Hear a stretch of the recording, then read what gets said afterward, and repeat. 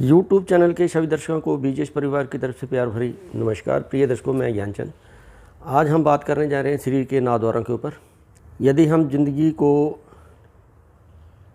निरोग जीना चाहते हैं तो ये नाव के नाव द्वार हमेशा खुले रहने चाहिए। इन नाव द्वारों के क्या नाम हैं? तो एक द्वार इसमें से जिसका ताल्लुक़ पैदा होने से पहले भी जुड़ा हुआ है, उस द्वार का नाम है नाभि। दादी नानी हमारी नाभि पे तेल लगा देती थी। जब हम युवा में आ जाते हैं या अपनी संभाल में आ जाते हैं तो इसी द्वार को भूल कर बैठ जाते हैं। तो सबसे मेन द्वार है नाभि। बाकी उसके बाद दो द्वार हैं कान, दो द्वार हैं आँख, दो द्वार हैं नाक, एक द्वार है मुख और आखिर में नामा द्वार है मलमूत्र द्वार। तो इन नाव के नाव द्वार जो हैं, यदि हम अपनी ज़िंदगी को निरोग जीना चाहते हैं तो नाव के द्वार खुले होने चाहिए। लेकिन जैसे मैंने अभी आपको बताया कि जो नाभि द्वार है, जैसे बच्चा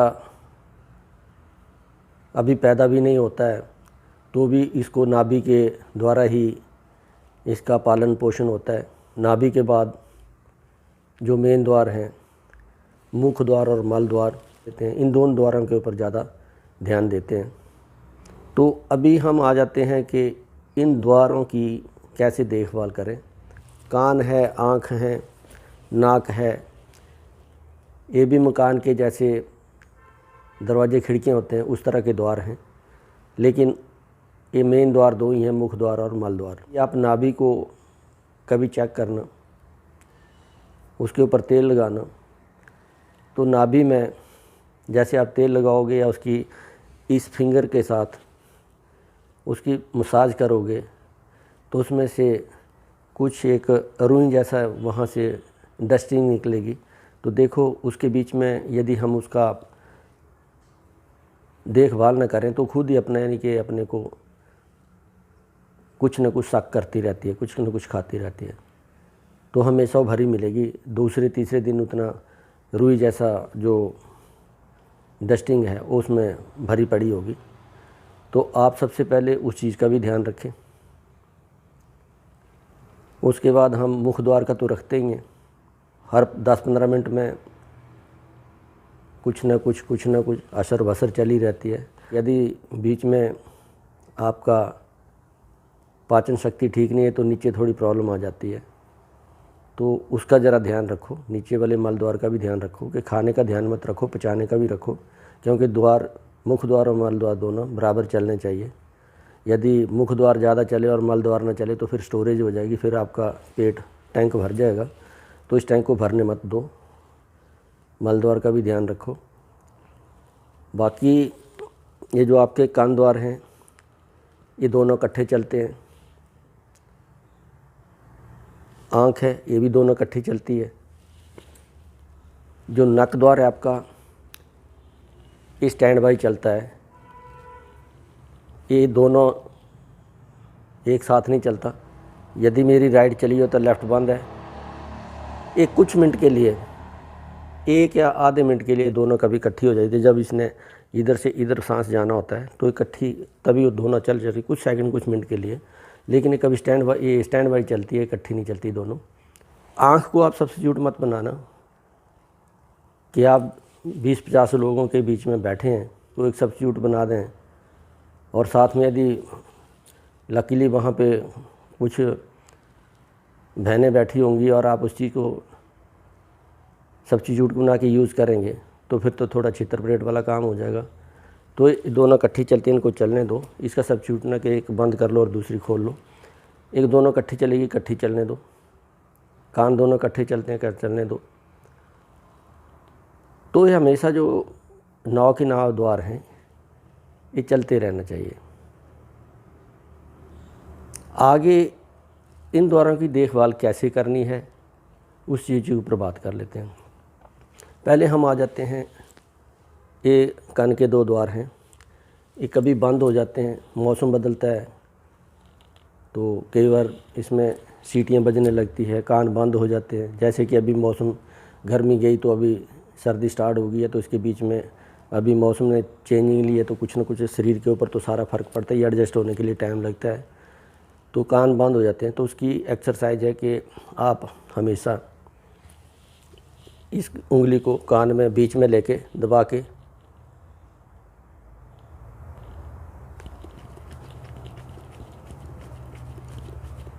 मुंह बंद करके मुंह को चलाइए आपके कान। उसके सेकंड दूसरा आपने पहले उंगली अंदर दी थी, उसके बाद आपने अंगूठों के साथ कान को बंद करना है। फिर उसके बाद फिर 2, तीसरा जो है मुख को भी बंद करना है और नाक को भी बंद करना है।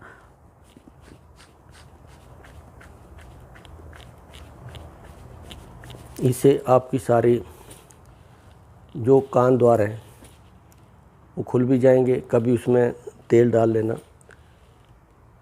हफ्ते में 1-2 बार तेल डाल लिया, 2 ड्रॉप डाल लिए, या रुई में तेल लगा के उसको फेर लिया, उसको नरम रखो, उसके पर्दों को साफ़ रखो। कान में बर्ड्स आते हैं, उसको नहाने के बाद घुमाते रहिए, साफ़ करते रहिए। तो कान द्वार को अपना, ये आपकी कान द्वार की एक्सरसाइज है। इसकी कान द्वार के दरवाजे को हमेशा के लिए खुले रखें, ताकि जो आपका एक ENT सिस्टम होता है, ईयर, नोज़ और थ्रोट जो है, ये आपका प्रॉपर इतना सिस्टम जो है, इसको ENT कहते हैं। जैसे कि अपना नॉर्थ ईस्ट में 7 स्टेटें हैं, उनको हम 7 बहनें कहते हैं कि इकट्ठी हैं, छोटी छोटी स्टेटें हमारी। तो उसी तरह जो ऊपर वाला पोर्शन है, इसको ENT कहते हैं। ENT मैंने अभी आपको आँख, नाक और थ्रोट जो भी है, तो सारा कुछ जो ऊपर वाला सिस्टम जो इसको ENT कहते हैं, तो ये प्रॉपर रहेगा आपका। उसके बाद हम आ जाते हैं आँख के ऊपर। मुंह बंद करके आँखें मिचकनी हो।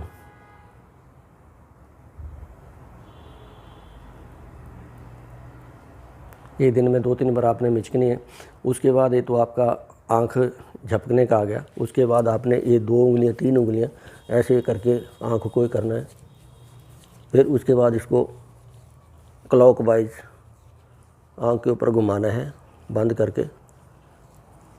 इसके आँखों के आसपास का जो आपकी मसाज हो जाएगी और खून का प्रॉपर सर्कुलेशन चल पड़ेगा।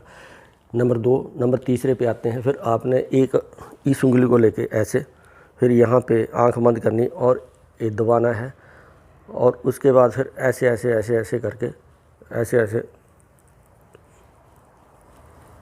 जब ऐसे करोगे तो जो आपका आँख का डेला है उसमें लाइट जगेगी और घूमना शुरू हो जाएगा। तो आप ये सारा चीज़ करिए इस तरीके से।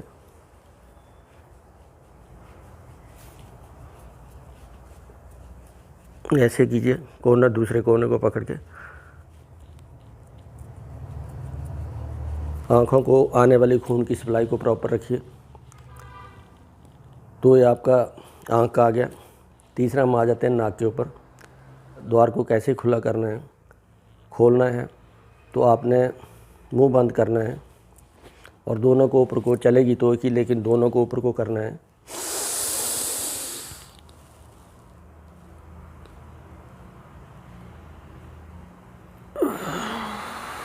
पाँच 10 सेकंड के लिए बंद करना है। जितना आपने ऊपर को खींचना है उसको अंदर ले जाना है। कहते हैं जापानीज़ लोग ज़्यादा लंबी उम्र क्यों जीते हैं, क्योंकि वो अपना जो सांस ले जाते हैं ऑक्सीजन को, वो यहाँ तक नहीं ले जाते पेट तक, वो नाभि तक ले जाते हैं। जो चीज़ नाभि तक चली गई तो हमारी 72,000 नाड़ियों तक, यानी कि वो चीज़ चली जाती है, एडी से लेकर चोटी तक। तो जो जापानीज़ हैं वो जो सांस लेते हैं वो बड़ी गहरी सांस लेते हैं, वो अपनी सांस, खींची हुई सांस को नाभि तक ले जाते हैं। तो आपने भी अपनी सांस खींचनी है, चाहे मुँह से खींचो या नाक से खींचो, आपने अपना पेट तक नहीं ले जानी, नाभि तक ले जानी आपने। जैसे मैं फिर अभी खींच रहा हूँ।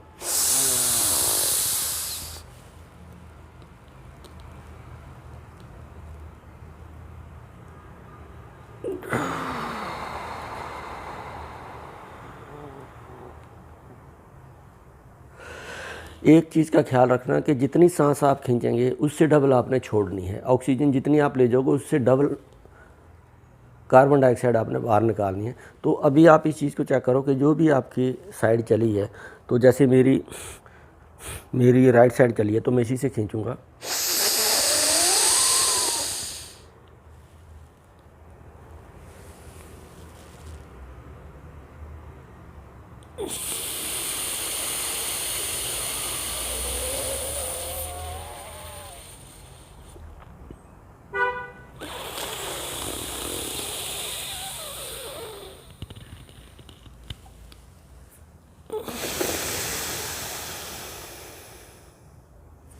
इसको ओम-विलोम कहते हैं। जो पहले एक से सांस लिया, दूसरी से छोड़ा, दूसरी से लिया, उसे पहले वाली से छोड़ा, तो इसको आप करते रहिए तो ये आपका सारा सिस्टम जो है ठीक रहेगा।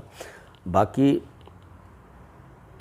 एक अपने आप तो ये सब्स्टिट्यूट बाई चलती रहती है, एक चल रही है तो एक बंद है, एक चल रही है तो बंद है, लेकिन इसकी भी यानी कि थोड़ा दरवाज़ों को दोनों द्वारों को यानी कि प्रॉपर करने के लिए तो आपने चीज़ करनी है। जैसे कि हर चीज़ की यानी कि एक मेंटेनेंस होती है। बंद कमरे के दीवारें भी ख़राब हो जाती है, अंदर उसमें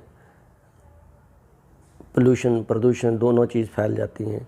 तो यदि वो सारी आपके खिड़की दरवाजे खुले हैं तो आप यानी कि आपका अंदर से मकान भी ठीक है और लंबी लाइफ भी चलेगा। तो इस चीज़ करके आपने भी शरीर के नाव के नाद्वार जो हैं चलते हुए छोड़ने हैं।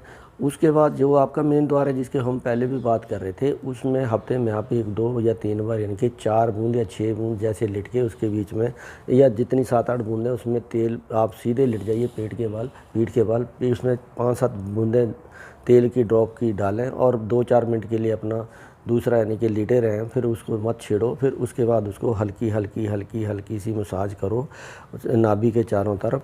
जब वो ये हो जाएगा, उसके जो अपना मुख जो है उसके बीच में तेल जो है वो अपने आप ही, जैसे कि आपने इस तरीके से क्लॉकवाइज मसाज करना है नाभि के चारों तरफ। फिर इस उंगली से फिर नाभि के बीच में उस तेल को यानी कि ऊपर नीचे करना, ऊपर नीचे ऐसे करके तो तेल जो अपनी अपनी प्रॉपर जगह पे चला जाएगा। तो उसी को कहते हैं कि नाभि के द्वारा तेल को शरीर में ले जाना। तो उसमें जो है जब हम नाभि के थ्रू पेट में तेल या शरीर में तेल ले जाते हैं तो आपका 72,000 नाड़ियों में अपने आप ही नरिश हो जाती हैं, यानी कि उसमें मसाज हो जाती है, उसमें मालिश हो जाती है। तो आप ये ज़रूर रखिए। बाकी उसके बाद हम आ जाते हैं कि मुख द्वार का कैसे ख्याल करना है। मुख द्वार का तो हम करते ही रहते हैं कि चलो ये ब्रश कर लिया, ये कर लिया। ज़्यादा किसी को होगा तो उंगली डाल के या दूसरा ये टंग क्लीनर डाल के। मुख द्वार के साथ साथ खाने पीने का ज़्यादा ध्यान रखें कि ये मुख द्वार है तो हर चीज़ को भसर करके अंदर कर लेगा, लेकिन यहाँ पे जब वो चीज़ जाएगी तो उस चीज़ का पाचन शक्ति का देखो कि वो किस तरीके से डाइजेस्ट करती है। और फिर उसके साथ यानी कि वो साथ के साथ नीचे मल द्वार में भी बराबर प्रॉपर उसकी आउटपुट आनी चाहिए। ये ना हो कि आप मुख द्वार को चलाए रखें और मल द्वार आपका बंद पड़ा है तो फिर आपके पेट में प्रॉब्लम आ जाएगी, गैस बनना शुरू हो जाएगी, कब्जी हो जाएगी, तो आप फिर बीमार पड़ जाओगे। क्योंकि हर बीमारी जो है, सारी बीमारियाँ जो पेट से स्टार्ट होती हैं। मुख द्वार मल द्वार दोनों को ठीक रखें, लेकिन वो तभी ठीक हो पाएंगे कि जैसे आपने पहले पेट भर खाया उसके बाद उसको पचाओ, तो उसमें तो कोई दिक्कत नहीं है। लेकिन यदि आपका मुख द्वार चल रहा है और मल द्वार बंद है तो फिर आप बीमारियों का शिकार हो जाएंगे। तो आप सभी द्वारों का यानी कि जैसे कि आपका मैंने अभी आपको बताया कि यदि आप निरोगी काया जीना चाहते हैं तो अपने शरीर के 9 के 9 द्वारों का पूरा ख्याल रखें और इनको खुले रखें ताकि आप निरोगी का जीवन जी सकें। तो इन्हीं शुभकामनाओं से एक साथ मैं आपको फिर वही कहता हूँ कि खुल के खाओ, खुल के पचाओ, मस्त रहो, स्वस्थ रहो। धन्यवाद, नमस्कार।